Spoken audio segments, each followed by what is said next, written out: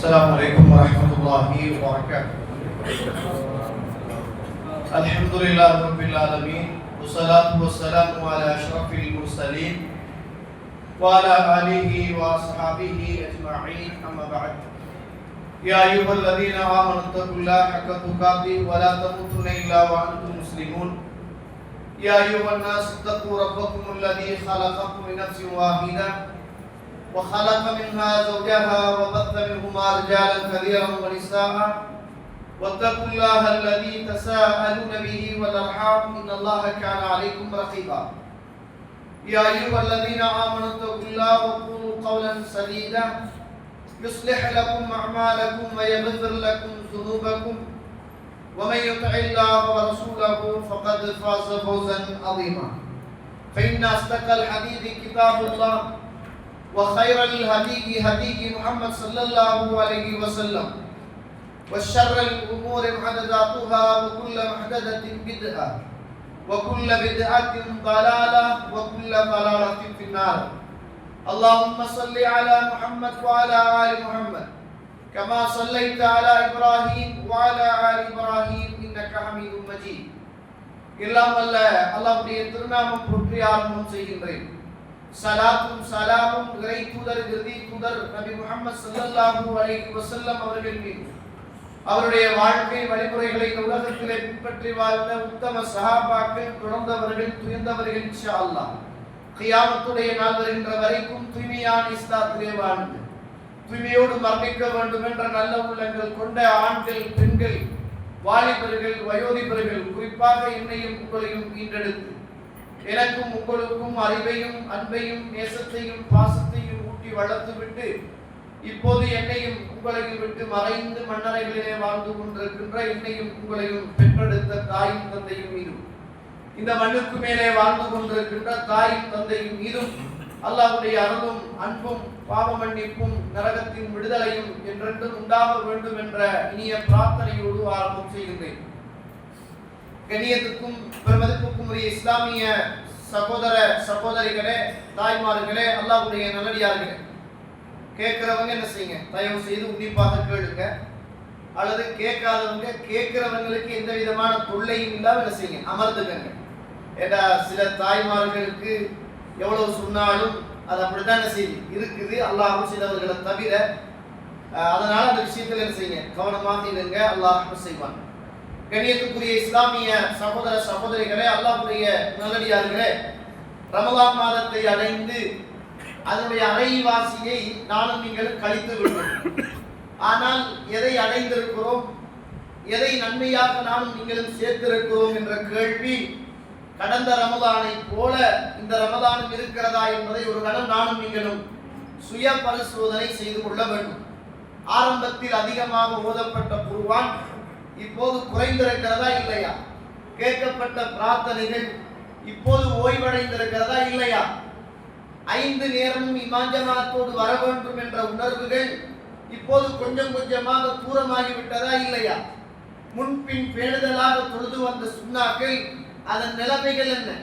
வீட்டில் தொழுது வந்த துஹாவுடைய அந்த தொழுகை இப்போது அதனுடைய நிலைமைகள் என்ன என்பதெல்லாம் நானும் நீங்களும் என் உள்ளத்திலும் உங்கள் உள்ளத்திலும் கேட்க வேண்டிய மிக பிரதானமான கேள்வி. 15 நோன்பை நானும் நீங்களும் கழித்து விட்டோம்.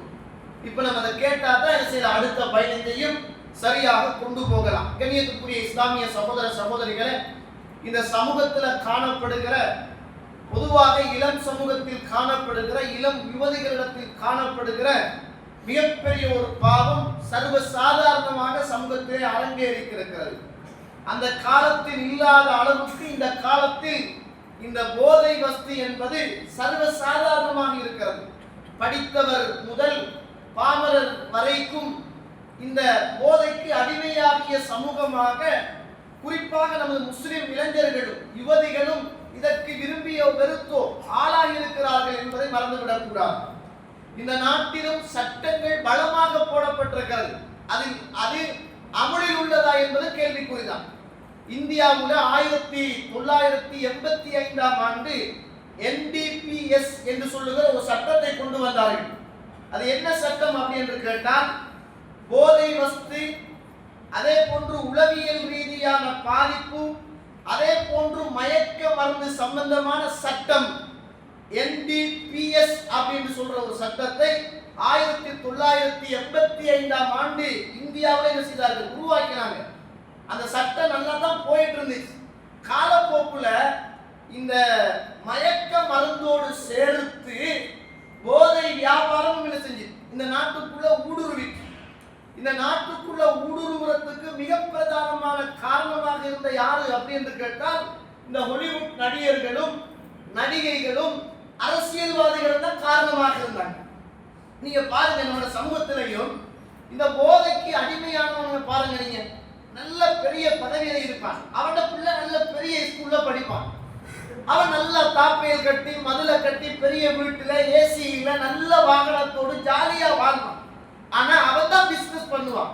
குடிக்கிறவனை பாருங்க நீங்க, போதைக்கு அடிமையானப்பட்டவனை பாருங்க நீங்க, அந்த ஊர்ல மிச்ச வறுமை கோட்டுக்கு கீழே வாழுகிற, அன்றாடம் கூலி வேலை செய்கிற, அங்காடி வியாபாரம் பண்ணுகிற, டீக்கடையில் நிற்கின்ற, எந்த விதமான உழைப்பும் இல்லாமல் ஊர் வழியே சுற்றி திரிகிற, தாய் தந்தையுடைய வருமானத்தில் வாழுகிற இப்படிப்பட்டவங்க தான் என்ன செய்வாங்க, இதுக்கு அடிமையாயிருப்பாங்க. ஆனா இதை கொண்டு வந்து விற்கிறவங்களை நீங்க பார்த்தா பெரிய பட்டத்துக்கும் பதவிக்கும் பொருளாதாரத்துக்கும் உயர்ந்தவர்களாக பேர் போயிருப்பாங்க. யாரு குடிக்கணும், இதை அவங்க தான் குடிக்கணும், யாரு பாதிக்கணும் அவங்க தான் பாதிக்கணும். ஆனா இது ஒரு மாஃபியா, இது ஒரு மாஃபியா. சமூகத்தில் இது இன்றைக்கு சர்வ சாதாரணமாக மாறி போயிருப்பதை என்ன செய்கிறோம், நானும் நீங்களும் பார்க்கிறோம். கண்ணியத்துக்குரிய இஸ்லாமிய சகோதர சகோதரிகளே, இது இன்றைக்கு என்னுடைய வீட்டிலும் உங்களுடைய வீட்டிலும் நடக்காமல் இருக்கலாம், நாளை நடக்காது என்ற உத்தரவாதம் கிடையாது. என்னுடைய பிள்ளைகளும் உங்களுடைய பிள்ளைகளும் ஏதோ பாதுகாப்பாக இருக்கிறார்கள் என்ற நிம்மதியோடு இருக்கலாம். ஆனால் நாளை அவனின் சூழல், அவனின் மனநிலைமை, அவனின் நட்பு வட்டாரம் எப்படி மாறும் என்று தெரியாது. மிக பயங்கரமான ஒரு காலகட்டத்தில் நானும் நீங்களும் வாழ்ந்து கொண்டிருக்கிறோம் என்பதை மறந்துவிடக் கூடாது. கண்ணியத்துக்குரிய இஸ்லாமிய சகோதர சகோதரிகள், இது ஒரு உளவியல் பிரச்சனையும் கூடத்தான், இது ஒரு உளவியல் பிரச்சனையும் கூடத்தான். இது குடிச்சு பழகின மனுஷனுக்கு குடிக்காம இருக்க இயலாது. இலங்கை திருநாட்டில மிக ஒரு சோககரமான ஒரு வரலாறு நடந்து போயிடுச்சு. இது நீங்க நினைக்க வேண்டாம், இது சாதாரணமான ஒரு பிரச்சனை என்று நினைக்காதங்க. இது குடிச்சா ஐன முடிஞ்சிடும், அடிச்சா ஐன அழிஞ்சிடும் அப்படி என்று நினைக்காதங்க. இந்த டோபமைன் என்று சொல்லுகிற இந்த சுரப்பி நம்ம சந்தோஷமாக இருக்கிறதுக்கு, துக்கமாக இருக்கிறதுக்கு, நல்ல ஆரோக்கியமாக இருக்கிறதுக்கு, எக்ஸசைஸ் செய்கிறதுக்கு, சோபரித்தனமாக இருக்கிறதுக்கு நம்மளோட மூளையில ஒவ்வொரு சுரப்பிகள் வேலை செய்யும். இந்த சுரப்பி ஒரு மனுஷன் குடிச்சு அல்லது போதை ஒன்ற பாவிக்கிற நேரம் 7 நிமிஷத்துல இருந்து அல்லது 17 நிமிஷத்துல இருந்து கிட்டத்தட்ட 6 மணித்தியாலம் 7 மணித்தியாலம் இந்த டோபமைன் என்று சொல்லுகின்ற அவருடைய அந்த துரப்பி வேலை செய்யும். அது வேலை செஞ்சிட்டு சொன்னா குடிச்சவனை நீங்க பார்த்தா, இந்த போதைக்கு அடிமையான ஆளை நீங்க பார்த்தீங்கன்னா ரொம்ப குஷியா தான் இருப்பார், சிரிப்பாரு, கதப்பாரு, நல்ல ஜாலியா இருப்பாரு. அவர் சில எதிர்ப்பு குரல்களை சொல்லுவாரு. அவரை அடிக்க ஒரு ஹெப்பியான ஒரு மனிதர் யாருமே இல்லை. எல்லாரோடையும் நல்லா தான் கலப்பார். கண்டவர் காணாதவர், சும்மா வாழ்க்கையில சிரிக்காதவன் சிரிப்பான். அவன் எப்ப பார்த்தாலும் குஷியா தான் இருப்பான். டோபமைன் திறந்திருக்குது என்பது அடையாளம். அவன் சந்தோஷத்துல மிதக்கிறான் என்பது அடையாளம். இது அவன் பழகி அவனுக்கு இந்த போதை இல்லாத நேரத்துல அவன் பைத்தியம் பிடிச்சவனாக இருப்பான். தனிமையை தேடுவான், யாரோடும் பேச மாட்டான். யாராவது அவனுடைய நண்பர்கள் அல்லாதவர்களை கண்டால் அவனுக்கு வெறுப்பு வரும். எப்படியாவது அந்த போதையை அடைஞ்சு கொள்ளோடு துடிப்பான்.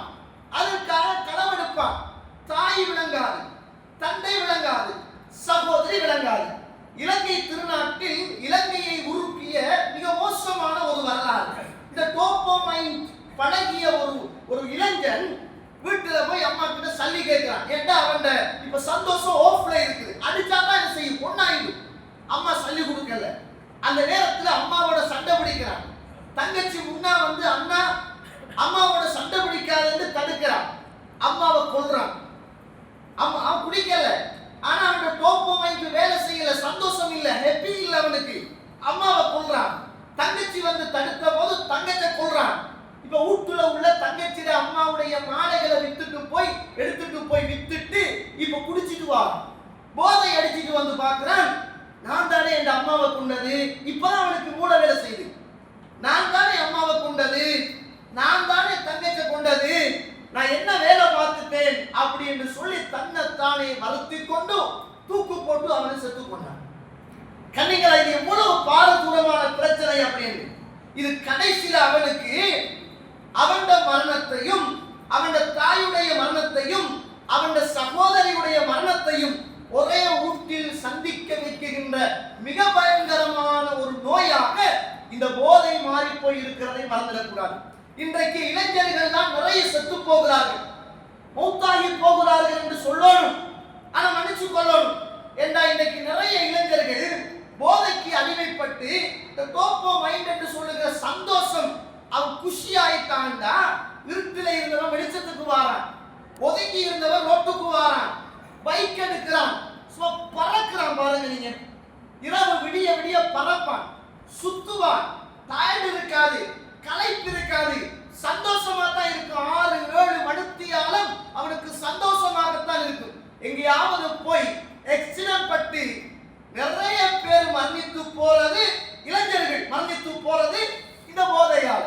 ஒன்று அவனாக அவன் தற்கொலை செய்து கொள்கிறான், அல்லது எங்கேயாவது போய் முட்டி மோதி கை கால் இழந்து உயிர் வாழுகிற அந்த நிலைமையில அங்கவீனனாக மாறி போகிறான், அல்லது ஆபத்தான ஒரு கட்டத்துக்கு கோமாவுக்கு போகிறான், அல்லது தாயையும் தந்தையையும் இழந்து இந்த மண்ணுக்கு மேலே வாழ்வதற்கு தகுதி இல்லாத மாணவனாக மாணவியாக இளைஞனாக மாறி அவனுடைய மரணமே என்ன செய்கிறது, அவனுக்கு அன்றே தலைவிதியாக மாறி போன பல இளைஞர்களை என்னை விட நீங்க என்ன செஞ்சிருப்பீங்க. சில சந்திக்கு பேரே சொல்றாங்க, இது எக்ஸிடென்ட் நடக்கிற சந்தி, எல்லாரும் குடிச்சிட்டு தான் வருவான். ஏன்னா 4 சந்தி, அங்காலையும் பாருங்க, இங்காலையும் பாருங்க, அங்காலையும் பாருங்க, இங்காலையும் பாருங்க. அவனுக்கு நிதானம் இருக்காது, அவனுக்கு பிரேக் தெரியாது, ஹார்ன் தெரியாது, அவனோட மூளையில சந்தோஷத்தை தவிர வேற எதுவுமே கிடையாது. இப்படிப்பட்டவன் மௌத்தாயிட்டாண்ட ஹாஸ்பிட்டலில் கொண்டு போன உடனே போஸ்ட்மார்ட்டம் வைப்பாங்க. அவனோட யூரின் பையில ஒரு கீரை போட்டு அதை அளந்து பார்ப்பாங்க, அவன் எவ்வளவு போதைக்கு அடிமையாயிருக்கிறான் அப்படின்னு. அப்ப அது விளங்கு அவன் என்ன போதை, எப்படி செத்தான், எப்படி மௌத்தாகினான், எந்த அளவு அவன் குடிச்சிருக்கிறான், எந்த அளவுக்கு போதைக்கு அடிமையாயிருக்கிறான், எவ்வளவு காலம் யூஸ் பண்ணினான் என்பதெல்லாம் அல்லாஹ் பாதுகாக்கணும். அப்படியான ஒரு ஜனாசாவாக நானும் நீங்களும் பெற்ற பிள்ளைகள் வீடு வந்து சேர்ந்து விடக் கூடாது என்பதுதான் இந்த தலைப்பின் நோக்கம் என்பதை மறந்துடக்கூடாது. நம்ம இந்துக்களை பத்தி பேசல, அது வேறு வேறு சமூகத்தை பத்தி பேசல. நம்முடைய சமூகத்தில வாப்பா வெளிநாட்டில உம்மா வீட்டில வாப்பா அனுப்புகிற சல்லியின் ஊடாக நம்முடைய சமூகத்தில சுத்தி திரிகின்ற அந்த 8 இளைஞர்களை பற்றி தான் பேசிக் கொண்டிருக்கிறோம் என்பதை மறந்துவிடக் கூடாது. இந்த காரைக்காலிலே உள்ள மஸ்ஜிதுர் ரஹ்மான் மாத்திரம் இதற்கு முடிவு செய்ய முடியாது. இந்த ஊரிலே உள்ள பெரிய பள்ளிவாசல்கள், சின்ன பள்ளிவாசல்கள், தக்கியாக்கள், ஜமாத்துக்கள் கடந்து சமூகம் விழிப்போடு இந்த சமூகத்தை வழிநடத்துகிற மிகப்பெரிய ஒரு போராட்டத்தை இந்த மண்ணுக்கு மேலே நாம் செய்யாவிட்டால் நாளைய இளைஞர்கள் எல்லாம் இந்த போதைக்கு அடிமையான சமூகமாகத்தான் இந்த மண்ணிலே உருவாக்குவார்கள். இல்லாம ரஹிமல்லாஹ், அல்லாஹ் அருள் செய்தவர்களை தவிர. கண்ணியத்துக்குரிய இஸ்லாமிய உறவுகளே, அல்லாஹ்வுடைய நல்லடியார்களே, அதனால இந்த சமூகத்திலே இருந்து பாதுகாக்க வேண்டிய மிகப்பெரிய பொறுப்பு வளர்ந்து வருகிற நல்ல மஸ்ஜிதோடு தொடர்புடைய இந்த இளைஞர் சமூகத்துக்கும் இருக்கிறது என்பதை மறந்துவிடக் கூடாது. எப்படி நாங்கள் சந்துகளிலும் பொத்துகளிலும் நின்று சிறுக்குகளையும் விதியாத்துக்களையும் எதிர்த்து இந்த சமூகத்தை ஆன்மீக வறுமையிலிருந்து பாதுகாப்பதற்காக பல்லாயிரக்கணக்கான ரூபாக்களை செலவழிக்கிறோமோ, எங்கள சமூகத்தில் உள்ள இந்த இளைஞர்களையும் யுவதிகளையும் இந்த சமூகத்திலே பாதுகாப்பதற்காக ஒவ்வொரு சந்தைகளிலும் பொத்துகளிலும் இந்த போதை சம்பந்தமான ட்ரக்ஸ் சம்பந்தமான மாநாடுகள் நடத்தப்பட்டு அந்த சமூகத்துக்கான விழிப்புணர்வுகள் செய்யப்பட வேண்டிய மிக முக்கியமான ஒரு காலகட்டத்தில் நானும் நீங்களும் வாழ்ந்து கொண்டிருக்கிறோம். அதற்கு எங்களோட பெரியவர்களும் ஒரு காரணம், அல்லாஹ் அருள் செய்தவர்களை தவிர. சில டீ கடையில போனா வாப்பாக்காரன் நின்று சுத்தி சுத்தி விடுறான், டீய குடிச்சிட்டு ஒரு கையில சிக்கிறது, வலது கையில டீ கப், இடது கையில செய்தான் தானே இடது கையில குடிக்கிறது. அவன் குடிக்கிற சிக்கரத்தை இடது கையில வச்சுட்டு அடிப்பாரு, வலது கையில டீ. அல்லாஹ் அக்பர். நீங்க சுத்தி சுத்தி அடிச்சீங்க, உங்களோட புள்ள சுத்தி சுத்தி வீட்டுக்கு ஜனாசாவாக வருவான். அப்படிதானே? தாய் 8 அடி பாய்ந்தால் குட்டி 16 அடி பாயும் என்பதுதானே ஒரு முதுமொழி, பழமொழி.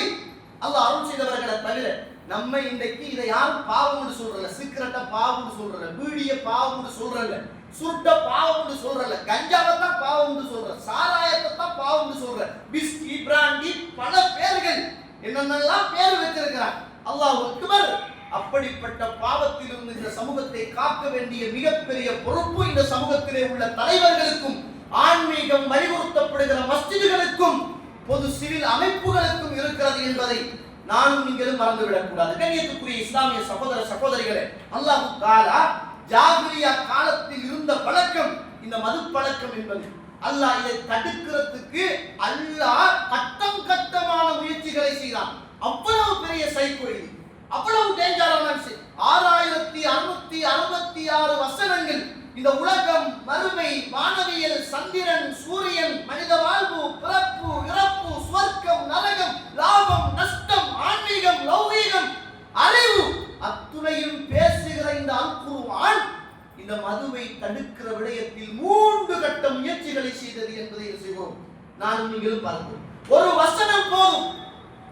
மறுமையை நம்பிய சஹாபாக்களுக்கு, உயிரை இழந்த சஹாபாக்களுக்கு, ஊரை இழந்த சஹாபாக்களுக்கு, மனைவியை இழந்த சஹாபாக்களுக்கு, பிள்ளைகளை இழந்த சஹாபாக்களுக்கு ஒரு வசனம் போதும்.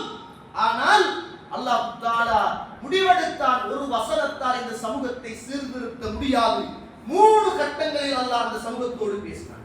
எப்போ? வாப்பா குடிகாரன், உம்மா குடிகாரன், பரம்பரை குடிகாரன், ஃபங்க்ஷன்ல குடி, எல்லாத்திலையும் குடி உள்ள அந்த ஜாகிலிய சமூகத்துல 3 கட்டங்களாக அல்லாஹ் இதை யோசிக்கிறான். நீங்க பாருங்க, சுப்ஹானல்லாஹ். அல்லாஹ் தஆலா அல் குர்ஆனில் இந்த மதுவை தடுக்கிறதுக்கு முதலாவது அந்த சமூகத்துல இறக்கிய ஒரு வசனம் சூரத்துல் பக்ரா 2வது அத்தியாயம் 219வது வசனம்.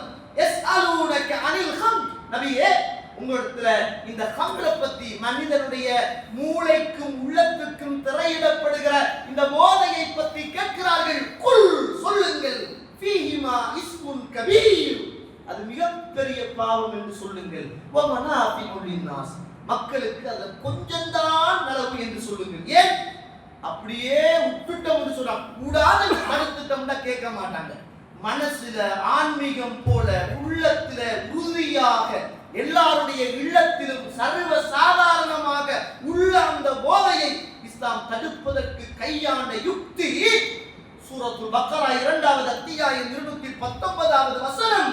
யஸ்அலூனக அனில் ஹம்ர், ஹம்ரை பத்தி, போதையை பத்தி கேட்கிறார்கள். குல், சொல்லுங்கள், ஃபீஹிமா இஸ்முன் கபீர் வ மனாஃபிஉ லின்னாஸ், மிகப்பெரிய பாவம், மக்களுக்கு இதுல கொஞ்சம் சொட்டு போலதான் நன்மை. ஏன் நன்மை சொன்னா நல்லா? அவங்க உற்பத்தி செய்தது திராட்சை, கோதுமை, பார்லி, நெற்கதிர்கள், நல்ல ஃப்ரூட்ஸ்களை கொண்டுதான் அதை செய்தார்கள். அதனால அது ஹெல்த்துக்கு நல்லா இருக்கும். ஆனா மைண்டுக்கு அது அப்செட். இன்னைக்கு இருக்கிறது மைண்டுக்கு அப்செட், ஹெல்த்துக்கு அப்செட், முற்றிலும் தடை. அல்லாஹ் தஆலா அந்த சமூகத்தோடு பேசுறான். இப்ப மக்களோட மனசுல சுப்ஹானல்லாஹ் அல்லாஹ் தஆலா கொடுத்த மிகப்பெரிய சஜஷன் என்ன தெரியுமா? இப்ப இது கூடாது, இதுல பாவம் இருக்குது, ஆனா கொஞ்சம் பரவாயில்லை என்று சொல்ற சிந்தனையோடு சமூகம் வளர்க்கப்படுகிறார்கள். காலம் கடந்தோடுகிறது. அல்லாஹ் ரப்புல் ஆலமீன் அந்த சமூகத்தோடு பேச ஆரம்பிக்கிறான். எந்த சமூகம்? ஈமான் கொண்ட சமூகத்தோடு, அல்லாஹ்வை நம்பிய சமூகத்தோடு, மறுமையை நம்பிய சமூகத்தோடு, சுவர்க்கத்தை நம்பிய சமூகத்தோடு அல்லாஹ் பேச ஆரம்பிக்கிறான். சுப்ஹானல்லாஹ். சூரத்துன் நிஸா 4வது அத்தியாயம் 43வது வசனம். அல்லாஹ் அந்த சமூகத்தோடு பேசுகிறான். யா அய்யுஹல்லதீன ஆமனு, ஈமான் கொண்ட விசுவாசிகளே, லா தக்ரபுஸ் ஸலாத்த வ அன்தும் சுகாரா, நீங்கள் எல்லாம் போதையில் இருக்கிற போது தொழுகைக்கு நீங்கள் நெருங்காதீர்கள். ஹத்தா, எதுவரைக்கும் தெரியுமா? நீங்கள் சொல்லுவதை நீங்களே என்ன என்று புரிந்து கொள்ளாத உங்களோட மண்டை, உங்களோட அறிவு மங்கி போன நேரத்தில் நீங்கள் தொழுகைக்கு நெருங்க வேண்டாம். தொழுகையில குடிக்க கூடாது, வேற டைம்ல குடிக்கிறது பிரச்சனை அல்ல. தொழுகையை இஸ்லாம் தடை செய்கிறது. இப்ப சஹாபிய சமூகம் தொழுகையில அப்படி அல்லாஹ்வை கட்டுப்பட்டு வாழ்ந்து இந்த பூமியில் அந்த சமூகம் இருக்கிற போது அல்லாஹ் ரப்புல் ஆலமீன் 3வது கட்டமாக அந்த சமூகத்தோடு பேசுகிறார். எந்த சமூகம்? தாய், தந்தை, மகன், பாட்டன், பூட்டன், பாட்டி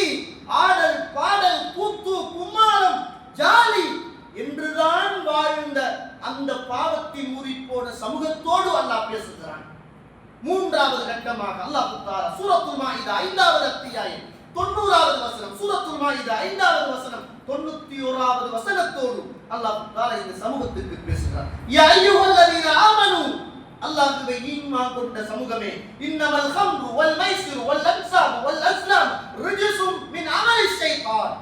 அல்லாஹ் பல விஷயங்களை அந்த சமூகத்திலே இருந்து அப்படியே ஷைத்தானுடைய அசிங்கம் பிடிச்ச காரியம் அப்படின்னு சொல்றாங்க. ஈமான் கொண்ட விசுவாசிகளே, இன்னமல் ஹம்ரு,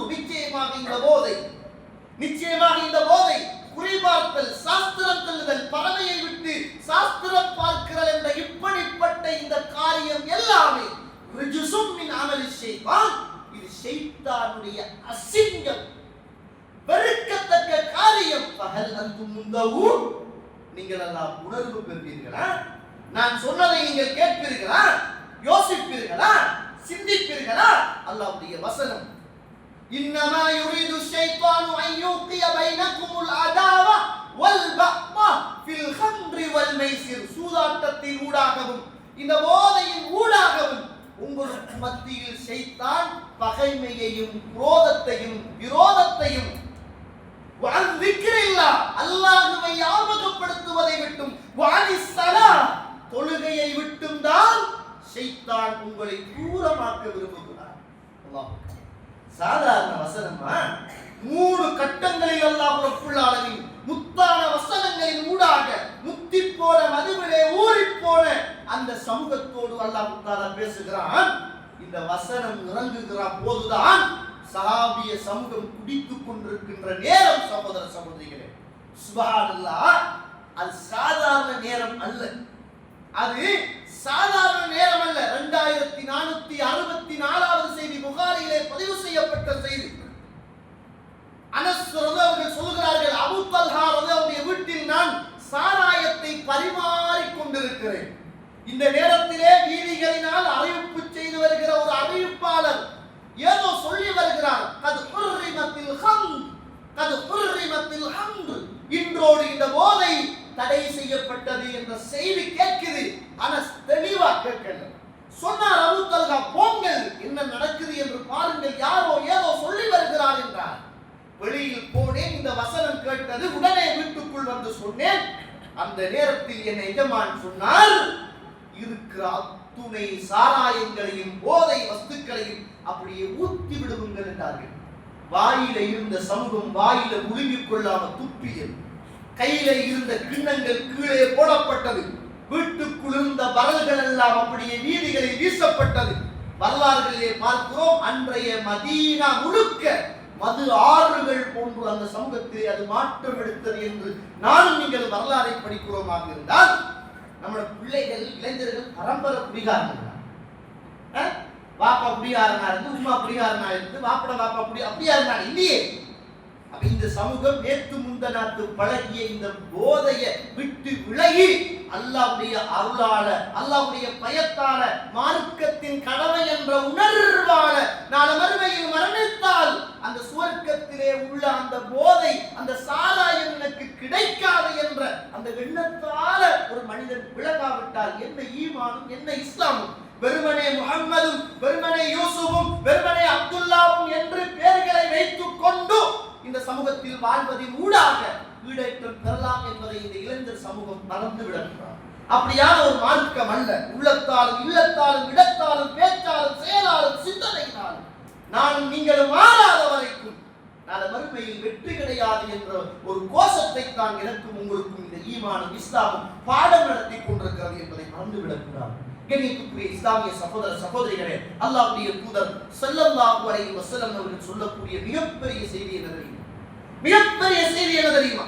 அல்லாஹ்வுடைய தூதர் ஸல்லல்லாஹு அலைஹி வஸல்லம் அவர்கள் சொல்லக்கூடிய செய்தி பாருங்க. சுப்ஹானல்லாஹ், எந்த ஒரு மனிதன் விபச்சாரம் செய்கிறாரோ அவன் முஃமினாக இருக்கிற போது விபச்சாரம் செய்வது கிடையாது.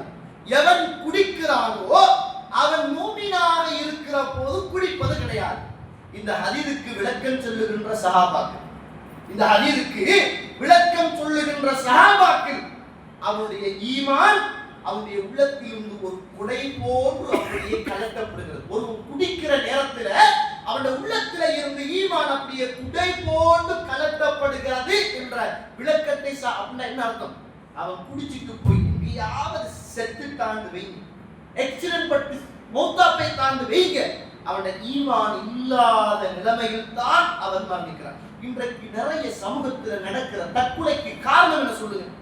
அவன் குடிக்கிறான், மென்டல் ஆகிறான். அல்லாஹ் அக்பர். ஒரு தடவை நுகர் தொழுதுக்கு வாரே, இந்த பள்ளிக்கு முன்னால சகோதர சகோதரி, இந்த பள்ளிக்கு முன்னால 15 ஜுஸ்கள் குர்ஆனை மனனம் செய்த ஒரு ஆச்சரியமாக இருந்தது. தாடி எல்லாம் வச்சு மீசை எல்லாம் வளர்ந்து ஒரு ஒரு ஒரு ஒரு ஒரு சைக்கோ ரீதியான தோட்டத்தோடு நுகர் தொழுகையை தொழுது விட்டு வருகிற போது முன்னால யாசகம் கேட்கிற ஒரு மனிதர் இந்த ஊர் அல்லாஹ் அக்பர் கேட்டால், போதைக்கு அடிமையாகி, கஞ்சாவுக்கு அடிமையாகி, ட்ரக்ஸுக்கு அடிமையாகி, குர்ஆன் கிடையாது, இபாதத்து கிடையாது என்று அவங்கள்ட்ட அந்த தோப்ப மைட்டு வேலை செஞ்சுட்டு இருந்தா அவங்கள்ட்ட ஒரு ஃபீலிங் இருக்கும், நாங்க எங்களை யாரோ ஏற்கிறாங்க அப்படின்ற ஒரு ஃபீலிங் இருக்கு. அவங்க ஏதோ கலப்பாங்க, இப்படிதான் இருக்குது அவங்க சொல்றாங்க இவங்க சொல்றாங்க அப்படிதான் கலப்பாங்க. அவனை கேட்டா உண்மை வாய்த்தா விடது அப்படிதான் அந்த பேசு. குர்ஆன் வசனம் ஓத சொன்ன போதும் அழகான தொடியில் ஓதுகிறான் சகோதர சகோதரிகள். சுப்ஹானல்லாஹ். இத்தனைக்கும் 15 ஜுஸ் குர்ஆனை பாடமாக்கியவன் போதைக்கு அடிமைப்பட்டவனாக இன்றைக்கு பைத்தியார் தனத்தோடு இன்றைக்கு சமூகத்திலே உலாவருகின்ற மிகப்பெரிய ஒரு துக்ககரமான ஒரு நிகழ்வை நாங்கள் காணக்கூடிய நவுதுபில்லாஹி மின்ஹா. அல்லாஹ் என்னையும் உங்களையும் என் பிள்ளைகளையும் உங்கள் பிள்ளைகளையும் அல்லாஹ் பாதுகாக்கட்டும். தபரானியிலே 12976வது செய்தி, தபரானியிலே பதிவு செய்யப்பட்ட செய்தி. ரசூலுல்லாஹ் சொன்னாங்க, அத்தானி ஜிப்ரீல் அலைஹிஸ்ஸலாத்து வஸ்ஸலாம், ஜிப்ரீல் அலைஹிஸ்ஸலாத்து வஸ்ஸலாம் அவர்கள் வந்தார்கள். வந்து சொன்னார்கள், யா முஹம்மத், முஹம்மதே ஸல்லல்லாஹு அலைஹி வஸல்லம், லஅனல்லாஹுல் ஹம்ர, அல்லாஹ் தஆலா இந்த போதையை சபிக்கிறான். அதை சுமப்பவனை, குடிப்பவனை, உதவி செய்பவனை, வாங்குபவனை, விற்பவனை, அத்துணை பேரையும் அல்லாஹ் தஆலா அல்லாஹ்வுடைய சாபத்தை பெற்ற இந்த குடிகார கணவன், அல்லாஹ்வுடைய சாபத்தை பெற்ற இந்த போதைக்கு அடிமையாகிய இந்த இளைஞன் எப்படி இந்த சமூகத்திலே ஒரு சீர்திருத்தவாதியாக, மறுமையில் ஒரு சுவர்க்கவாதியாக வர முடியும்? அல்லாஹ்வுடைய சாபம் அவனுக்கு என்றென்றும் உண்டாகிக் கொண்டிருக்கிறது என்பதை நான் நீங்களும் மறந்துவிடக்கூடாது. இந்த ஹதீஸை மட்டும் சொல்லி நிறைவு செய்கிறேன். நிறைய விஷயங்கள் பேச வேண்டும், ஆனால் நேரம் இடம் கொடுக்காது என்பதனால ரசூலுல்லாஹ் ஸல்லல்லாஹு அலைஹி வஸல்லம் என்னோடும் உங்களோடும் பேசுகிறார். கவனமாக கேளுங்கள். இந்த வர்த்தகம் செய்கின்ற உறவுகளை அழைத்து சொல்கிறேன். இந்த போதை வஸ்துக்களை, இளைஞர்களை இலக்கு வைத்து ரகசியமாக இரவு நேரங்களில் ரகசியமாக வியாபாரம் செய்கிற அந்த வியாபாரிகளை அழைத்து செல்கிறேன். அல்லாஹ்வை பயந்து கொள்ளுங்கள். உங்கள் மனைவியும் பிள்ளைகளும் நிம்மதியாக வாழ வேண்டும் என்பதற்காக இந்த இளைஞர்களுடைய மனசிலே இந்த போதைகளை விற்பதற்காக நீங்கள் செய்கின்ற வியாபாரம், கஷ்டப்பட்டு கடைகளின் ஊடாக உங்களுடைய மனைவிக்கும் பிள்ளைகளுக்கும் உணவு கொடுக்குகின்ற நீங்கள் இந்த கேவலமான இந்த போதை வஸ்தையும் உங்களுடைய வியாபாரத்தோடு சேர்ந்து விற்கின்ற போது உங்களுடைய ஒட்டுமொத்த வியாபார பொருளாதாரமும் ஹராமான பொருளாதாரமாக மாறிவிடுகிறது. உங்களுடைய மனைவிக்கும் பிள்ளைகளுக்கும் தின்ன கொடுப்பது அது ஹராம் என்பதை மறந்து விடாதீர்கள். நீங்கள் ஒரு குடும்பத்தை, ஒரு இளைஞனை இன்றைக்கு சீரழித்து பார்க்க இன்றைக்கு சிரிப்போடு வாழ்கிறீர்கள். நாளை அல்லாஹ் உங்களையும் உங்கள் குடும்பத்தையும் நாளை நடுத்தருவுக்கு கொண்டு வருவான் என்பதை மறந்து விடாதீர்கள். அல்லாஹ்வுடைய தண்டனை அப்படித்தான் இருக்கும். ஏண்டா நம்முடைய இளைஞர் சமூகத்தை நாங்க பாதுகாக்காம வேற யார் பாதுகாக்கிறது? அப்படிப்பட்ட வர்த்தகத்தை இணைத்து செய்கின்ற இந்த போதையை விற்கின்ற அப்படிப்பட்டவர்கள் அல்லாஹ்வுடைய சாபத்தையும் பயந்து கொள்ள வேண்டும் என்பதை நான் நீங்கள் மறந்துவிடக்கூடாது. ரசூலுல்லாஹ் சொல்றாங்க, முஸ்லிம்ல 4075வது ஹதீஸ். சுப்ஹானல்லாஹ், மிகப்பெரிய ஒரு அச்சுறுத்தலான ஒரு செய்தி. ரசூலுல்லாஹ் சொல்றாங்க, மன் ஷரிபல் ஹம்ர, யார் ஒருவன் இந்த போதையை குடிக்கிறானோ, பாவிக்கின்றானோ, நாளை மறுமையிலே அல்லாஹ் அவனை நரகத்திலே போடுவான். நரகத்திலே போட்ட போது அல்லாஹ் தஆலா அந்த நரகத்திலே இருந்து அவனுக்கு ஒரு பானத்தை கொடுப்பான். அந்த பானத்துடைய பெயர் தீனத்துல் ஹபான். சஹாபாக்கள் கேட்கிறாங்க, வமா தீனத்துல் ஹபான், அல்லாஹ்வுடைய தூதரே, இந்த தீனத்துல் ஹபானை இறைவன் கொடுப்பான் என்று சொல்கிறீர்களே, இந்த தீனத்துல் ஹபான் என்றால் என்ன யா ரசூலுல்லாஹ் என்று கேட்டார்கள். அப்ப சொன்னாங்க ரசூலுல்லாஹ் ஸல்லல்லாஹு அலைஹி வஸல்லம் அவர்கள், அரகு அஹ்லின் நார் வ உஸாரத் அஹ்லின் நார், அல்லாஹ் தஆலா நரகவாதிகளை எல்லாம் நரகத்திலே போட்டு சூடாக்குற நேரம் அவருடைய உடம்பிலே இருந்து வடியுமே வேர்வை. அல்லாஹ் தஆலா நரகத்திலே நரகவாதிகளை எல்லாம் நெருப்பால் புசுக்குற போது அவருடைய உடம்பிலே இருந்து வடியுமே உஷ்ணம். அந்த நரகவாதிகளுடைய உடம்புல இருந்து வடிகிற அந்த பானத்தை அல்லாஹ் அவர்களுக்கு கொடுப்பான் என ரசூலுல்லாஹ் ஸல்லல்லாஹு அலைஹி வஸல்லம். இந்த உலகத்தில் குடிக்கின்ற கொஞ்சம் போதை நாளை மறுமையில் நரகவாதிகளுடைய சீல்களையும் ஜலங்களையும் அந்த வேர்வைகளையும் குடிப்பதற்கு சமன் என்பதை நான் நீங்கள் மறந்துவிடக் கூடாது. எனவே அருமைக்குரிய இஸ்லாமிய சகோதர சகோதரிகளே, நானும் தன்னுடைய வாழும், நானும் என் பிள்ளையும், நானும் என் குடும்பமும் என்ற இந்த விஷயத்தில் நாங்கள் பராமுகமாக இருந்துவிடக் கூடாது. இது நானும் என் ஊரும், என் பாடசாலை, என் எதிர்காலம், என் சந்ததி என்ற ஈமானிய உணர்வுகளோடு இந்த இளைஞர் சமூகத்தை காக்க வேண்டிய மிகப்பெரிய பொறுப்பு எனக்கும் உங்களுக்கும் இருக்கிறது என்பதை மறந்துவிடக் கூடாது. அல்லாஹ் தஆலா இந்த சமூகத்தை இப்படிப்பட்ட பாவத்தில் இருந்து இந்த இளைஞர் சமூகத்தை பாதுகாக்கவும், இதுக்காக எவ்வளவு கொடுத்து இந்த சமூகத்தை இதெல்லாம் இப்படி பேசப்படாது. இந்த ஆதிக்கிற பெரிய பள்ளிக்கு முன்னால சந்தையில் ஒரு ஸ்டேஜ் அடிச்சு இது உளவியல் ரீதியான தாக்கம் ஊருக்கு வருகின்ற ஒரு கேடு, இந்த பிள்ளைகளுடைய எதிர்காலம், இந்த போதை வஸ்து எப்படியான ஒரு பாதிப்பை ஏற்படுத்துகிறது. இதை இந்த நாட்டில் உள்ள இந்த ஏரியா உள்ள போலீஸை கொண்டு வந்து ஒரு ப்ரொஜெக்டர் போட்டு இந்த சமூகத்துடைய ஒரு விழிப்புணர்வாக செய்ய வேண்டிய மிகப்பெரிய பாடம் என்பதை நான் நீங்கள் மறந்துவிட. இதை இந்த ஊர்ல யாராவது எடுத்து செய்வாங்களாக இருந்தால் மிகப்பெரிய ஒரு போராட்டத்தை நிச்சயம் செய்யலாம், சந்திக்கலாம் என்பதை நான் நீங்கள் மறந்துவிடக் கூடாது. கணிதத்துக்குரிய இஸ்லாமிய உறவுகளை அல்லாஹ்வுடைய நடிகார்கள் இறுதியாக ஒரு செய்தி என்ன என்று கேட்டால், உங்களுக்கு தெரியும் எங்களுடைய பள்ளிகளோடு அடிக்கடி தொடர்பாக இருக்கக்கூடிய ஆட்டோ சாதி, அவருடைய தாய் கேன்சர் நோயினால் பாதிக்கப்பட்டு சென்னை வைத்தியசாலையிலே அட்மிட் பண்ணப்பட்டு சிகிச்சை பெற்று வருகிறார். அவர் கூட்டிட்டு வருவார் ஒரு சின்ன பிள்ளை. அந்த பிள்ளையும் இன்று திடீர் என்று சுகர் ஹை லெவல்ல கூடி, அதாவது அன்லிமிட்டட் மீட்டர்ல காட்டுது, எத்தனை சுகர்னு காட்டுது. எங்களுக்கெல்லாம் பிளட்ல சுகர் பார்த்தா லோவா ஹையா எத்தனை இருக்குன்னு தெரியும், அவருக்கு பார்த்தா காட்டுது. டாக்டர் சொல்லியிருக்கிறாங்க, ஒரு நாள் அல்லாத ஏற்பாடு வைத்தியம் எதிர்ப்புறத்தான ஒரு நாள் பிந்தி வந்திருந்தாலும் இவர் ஒரு கோமாவுடைய நிலைமைக்கு கொண்டு போவதற்கும் எல்லாத்தையும் மறக்கிற அளவுக்கு இவருக்கு மிகப்பெரிய ஒரு டேஞ்சரான ஒரு பிரச்சனை வந்திருக்கும் அப்படின்னு சொல்லியிருக்கிறாங்க. இன்றைக்கு அவர் வைத்தியசாலையில் அவருடைய பிள்ளையையும் அட்மிட் பண்ணி, அவரை பெற்றெடுத்த தாயையும் அட்மிட் பண்ணி, இரண்டு பக்கத்தாலை, தாய் ஒரு பக்கம், தனக்கு பிறந்த இன்னொரு பிள்ளை மறுபக்கம் என்ற வேதனையோடு வாழ்ந்து கொண்டிருக்கிறார்கள் அந்த குடும்பம். அதனால அந்த குடும்பத்துக்காகவும் அந்த பிள்ளைக்காகவும் அந்த சகோதரருடைய தாய்க்காகவும் அவசரமாக அவங்க குணமாக்கணும், அல்லாஹ் தஆலா அந்த பிள்ளையை பாதுகாக்கணும், தாயை பாதுகாக்கணும் என்று மறைவாக நம்ம துஆ செய்கிற போது அல்லாஹ் தஆலா நமக்கும் நம்முடைய பிள்ளைகளுக்கும் ஒரு வானவரை ஏற்படுத்தி, யா அல்லாஹ் முதல்வருக்கு கொடுத்துடு நமக்கு என்ன செய்கிறான், வானவர்களை நியமித்து அல்லாஹ் தஆலா நமக்காக பிரார்த்தனை செய்கிறான். அதனால தஹஜ்ஜுடைய நேரத்தில் ரமதானில நம்ம எழும்புறதுக்கு ஒரு வாய்ப்பு இருக்குது. அவங்கள அந்த குடும்பத்தை மனசுல நினைச்சு, உங்களோட குழந்தையாக நினைச்சு, உங்களோட தாயாக நினைச்சு, அவருடைய அந்த கஷ்டத்துல இருந்து, அந்த நோயில இருந்து அவர்கள் விடுபடுவதற்கும் அவசரமாக குணமாகி வருவதற்கும் நீங்கள் அல்லாஹ்விடத்தில் பிரார்த்தனை செய்யுமாறு உங்களை அன்போடு கேட்டுக்கொள்கிறேன். அதே போல நாளை அல்-ஹுதா இதனால உங்களுக்கு தெரியும், மாஷா அல்லாஹ், இந்த ஊர் மக்களை சொல்ல தேவையில்லை. நான் உண்மையிலேயே வல்லாஹி அல்லாஹ் அறிந்தவன், உள்ளத்தை அறிந்தவன், மஹ்சூதிக்கு சொல்லல. நானும் பந்தத்திலிருந்து கேட்கிற நாளா தான் இருக்கு. போய் பார்த்தாரு சந்தோஷப்படுங்க. நம்ம எல்லாம் கேட்டு கொடுக்குற அளவுக்கு அதை வச்சிருக்கிறாங்க, அதை நினைச்சு சந்தோஷப்படுங்க. அல்ஹம்துலில்லாஹ், நாளைக்கு ஒவ்வொரு ஜும்மாவிலையும் வசூல் தான், உங்களோட வசூல்கள் தான், இது எல்லாத்துக்கும் வசூல் தான். ஆனா ரசூல் அப்படிதான் இருந்தாங்க. யுத்தத்துக்கும் கேட்டாங்க, அனாதைகளுக்கு கேட்டாங்க, விதவைகளுக்கு ரசூல். நம்ம கொடுக்குற 5 ரூபாயோ 10 ரூபாயோ 100 ரூபாயோ 500 ரூபாயோ கொடுக்குறோம் தானே, அந்த கரத்தை தந்து ரியாலான்னு கேள்வி. நீங்க உண்மையிலேயே மாஷா அல்லாஹ் ஒரு சலிப்படையாம கேட்கிற நேரமெல்லாம் பரக்கத்தை கொடுத்து கொண்டே இருக்கிறீங்க. நம்மளுக்கு பார்க்கிறோம், கண்ணால பார்க்கிறோம். அல்லாஹ் உங்களுக்கு நிறைய அனுப்பியோடும், பொருளாதாரத்தில் பரக்கத் செய்யணும். இந்த பள்ளியோட தொடர்பாக இருங்க, இதுக்காக வேண்டி நிறைய செலவழிங்க. அல்லாஹ் ஒரு காலமே என்ன செய்ய மாட்டான், அதை குறைக்கவும் மாட்டான், இல்லாமல் ஆக்கவும் மாட்டான் என்பதை புரிந்து கொண்டு நாளைய தினம் வருஷம் வருவாங்க அல்-ஹுதா ஓப்பனிங்.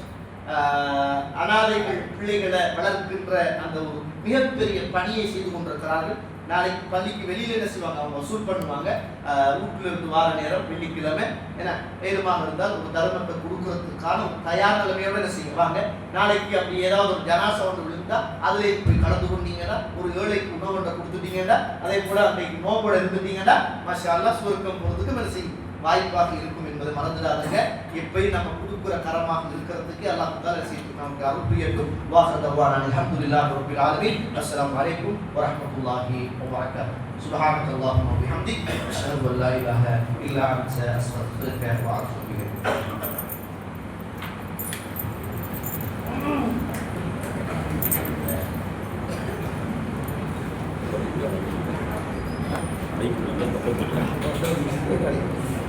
மைக்கு நல்லா தான் அதனால தான்